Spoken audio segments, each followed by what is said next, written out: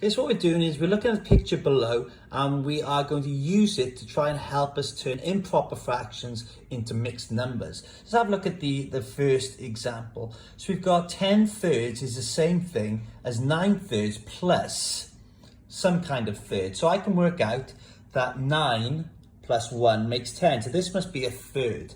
Now what I'm going to do is turn this into a mixed number. So I can see I've got 3 thirds here, 6 thirds, 9 thirds and 10 thirds. So I've got 3 whole numbers and 1 third. So I can use that in order to try and solve this first example myself, and then hopefully you can use that to see how to solve the next one. So have a look here. So if I look in the middle, these are my two addition fractions. So 6 plus 2 makes 8.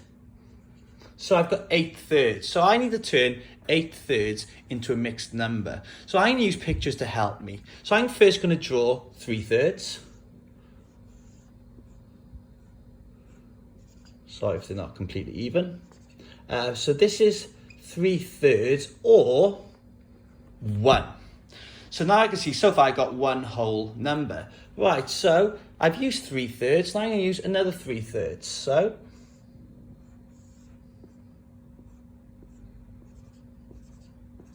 okay, so remember fractions are always the fraction of the first object. So my numerator is going to stay, sorry, my denominator is going to stay the same. But now I have 1, 2, 3, 4, 5, 6 thirds, which is the same thing as 2. So I have dealt with this 6 thirds here. All I've got left is this 2 thirds. Let's draw that out. And I want to draw in 2 of them. And 2 thirds, yep, 2 thirds.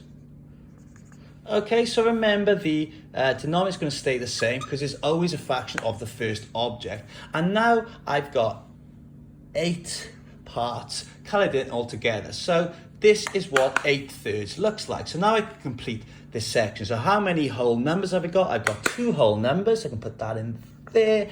And I'm left with 2 thirds.